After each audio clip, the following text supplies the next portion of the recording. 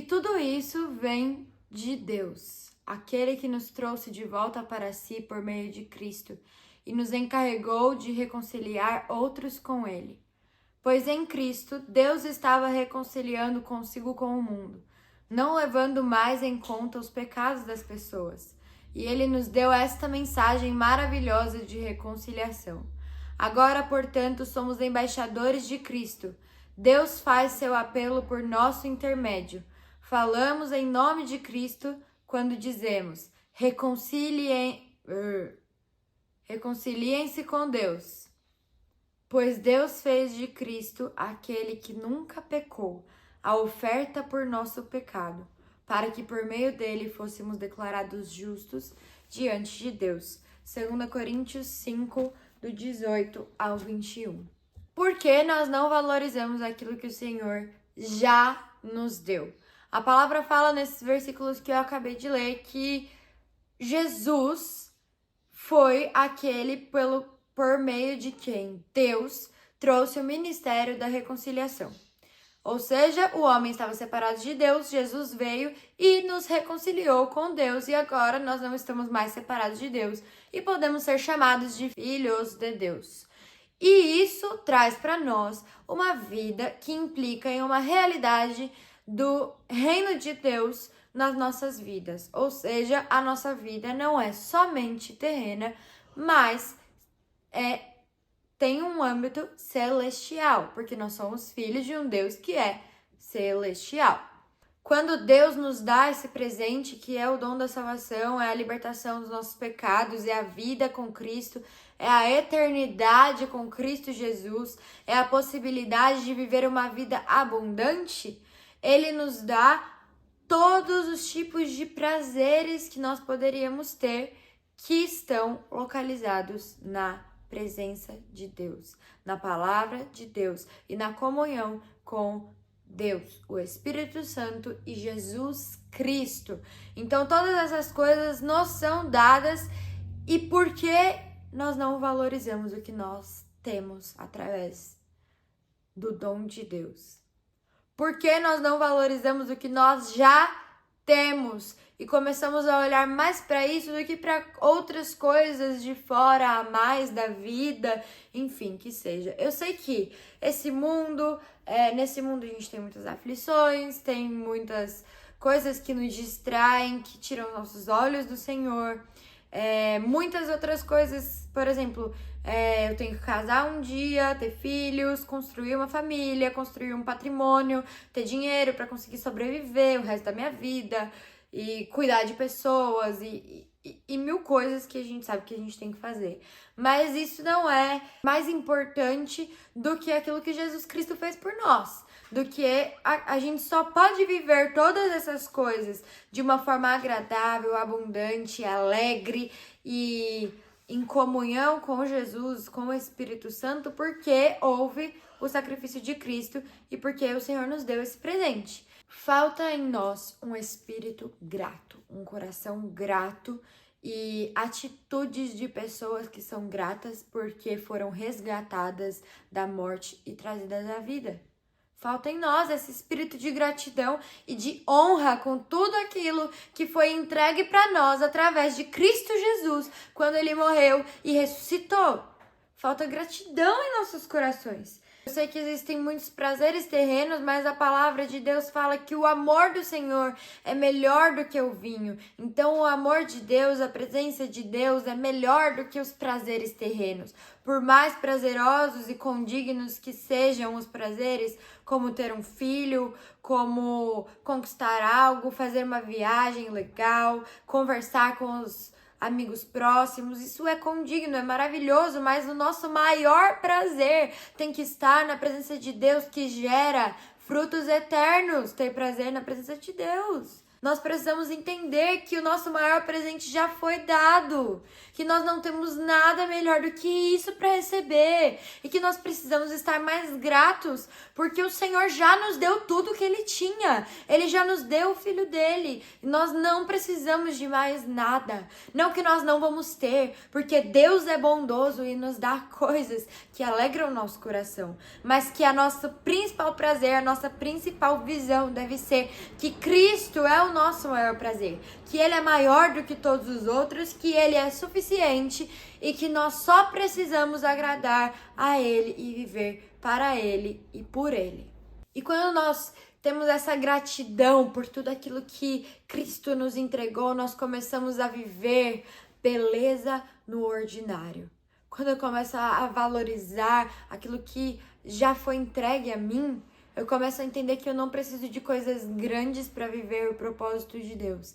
É lógico que o Senhor prepara coisas grandiosas para nós, mas às vezes essas coisas são grandiosas aos olhos do Senhor. Às vezes a gente olha para aquilo e a gente fala, meu Deus, isso não é grande, isso não é grandioso, como, eu não prego num palco, eu não influencio, sei lá, 1 milhão de pessoas no Instagram pregando o evangelho, porque eu só tenho 200 seguidores, ou eu não tenho nem rede social, eu só tenho meus 2 amigos, mas o Senhor enxerga as coisas de uma maneira que difere da nossa forma humana e limitada, e às vezes nós vamos ter a oportunidade de pregar e de espalhar o evangelho somente para as pessoas que estão realmente no nosso convívio, e às vezes comparado com um pregador super famoso, são menos pessoas, são bem menos pessoas, é uma porcentagem minúscula do que, por exemplo, Billy Graham, que pregou para 1 milhão de pessoas. É diferente, sim, mas aos olhos do Senhor, a obra de uma pessoa que tem o seu coração entregue a Cristo e a realizar o ministério de Cristo Jesus, a continuar o caminho e a jornada na fé e trazer pessoas do seu convívio para viverem isso com você, isso é uma obra extremamente grandiosa e às vezes é maior do que um pregador que prega para 1 milhão de pessoas. Não é a aparência humana que diz qual é a verdadeira obra que está acontecendo, qual é o tamanho daquilo que está acontecendo. E quando nós entendemos isso e valorizamos o comum, aquilo que Deus já nos deu, que é extraordinário por si só, nós entendemos que a nossa vida pode ter um legado sem rosto, que Cristo permaneça e que eu desapareça. Tem uma música dos Arrais que fala assim, e que o meu nome morra com meu corpo, e que o de Cristo permaneça em tudo. Que tudo aquilo que tem a ver com a Vivian morra com o meu corpo, que as pessoas esqueçam da Vivian, mas que tudo aquilo que eu fiz e que eu faço, quem eu sou, que tem a ver com Cristo, que isso sim seja lembrado. É nós entendermos que nós não estamos aqui para sermos relevantes de alguma coisa.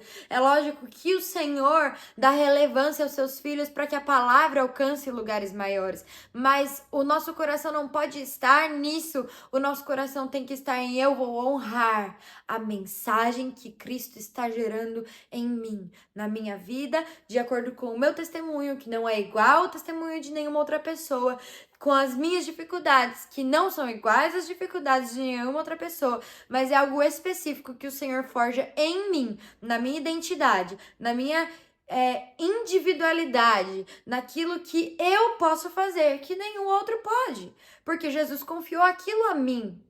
Então eu tenho que entender que essas coisas já são por si só extraordinárias e suficientes para que o legado de Cristo permaneça e o meu legado seja um legado sem o meu rosto. Para que eu não tenha meu rosto em nada, para que as pessoas não se lembrem da Vivian, mas para que as pessoas se lembrem de Cristo através da vida que eu vivi. E que a gente tenha humildade. Eu peço isso ao Senhor, eu peço Jesus.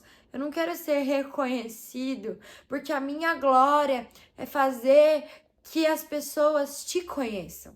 Não que as pessoas me conheçam, que as pessoas saibam quem é a Vivian. E quando a gente entende isso, a gente precisa também entender que uma vida com o Senhor, uma vida que é memorável, é uma vida de honra. Não porque nós vamos ser super honrados. É lógico que o Senhor permite que pessoas nos honrem, que pessoas nos presenteiem, e isso é maravilhoso, isso faz parte da comunhão do corpo de Cristo, mas que eu seja uma pessoa que honre as outras pessoas. Honrar, que eu falo, honrar os nossos pais, honrar os nossos líderes, honrar os nossos pastores, honrar cada pessoa que nós conversamos, mas hoje, em específico, eu quero falar sobre honrar aquilo que o Senhor já tem nos dado, né? Então, honrar a nossa comunidade local. Continuem a amar uns aos outros. Não se esqueçam de demonstrar hospitalidade, porque alguns, sem o saber, hospedaram anjos. Lembrem-se dos que estão na prisão como se vocês mesmos estivessem presos. Lembrem-se dos que são maltratados como se fossem os maus tratos em seu próprio corpo. Honrem o casamento e mantenham pura a união conjugal, pois Deus certamente julgará os impuros e os adúlteros.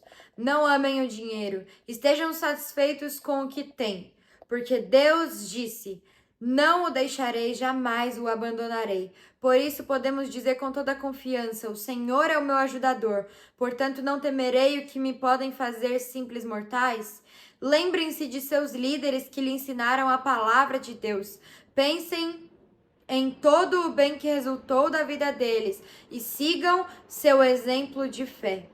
Hebreus 13, versículo 1 ao 7. Esses versículos falam sobre nós sermos satisfeitos com aquilo que nós temos e nós honrarmos as pessoas, nós considerarmos as pessoas mais importantes, os interesses delas acima dos nossos, sobre nós orarmos por aqueles que estão na prisão, sobre nós honrarmos nosso casamento, sobre nós honrarmos a nossa liderança, as nossas autoridades, né, os nossos pastores, e algo que eu tenho sentido do Senhor de compartilhar é uma coisa bem específica. Esse vídeo estava mais genérico até agora, mas agora é uma coisa bem específica mesmo. Os maiores heróis da fé e as pessoas que mais a gente vai admirar e ter como exemplo nas nossas vidas são as pessoas que nós convivemos. Com isso,